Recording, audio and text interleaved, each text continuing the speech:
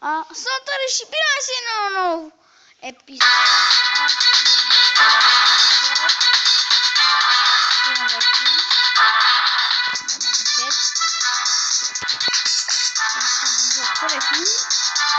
Hai să încarce mecanismul, după să fie mai bun. Asta trebuie de mai bun.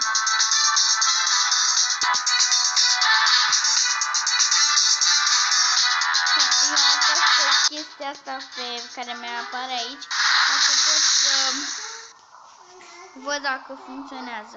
Aici trebuie să mănânc, pot să mănânc pești și inclusiv păsări. Uite.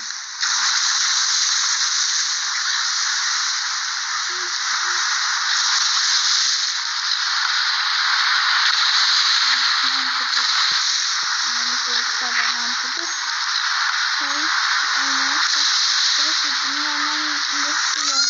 Uite, vedeți?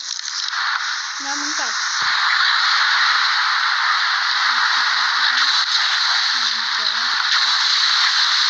Dacă mă uit prind.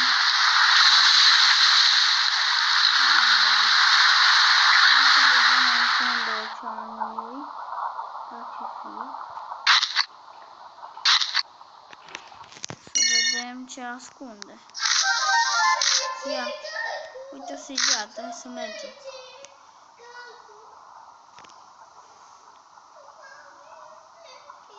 Cufăr! Yes! Am primit un cufăr cu 200. Ia, Nica, ai făcut pișul pe tine. De ce? Liniște! De ce și faci pișul? Să nu te prinde de pișul pe tine.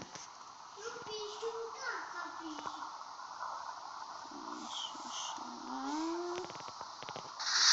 Nu trebuie să mă vedă oamenii.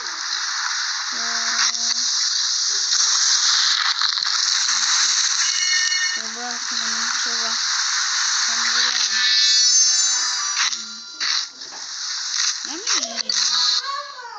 Ce bun e!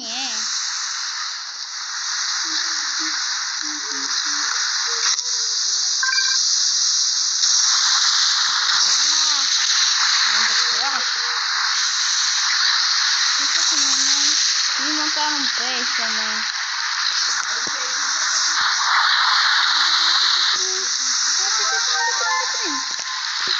Te prind.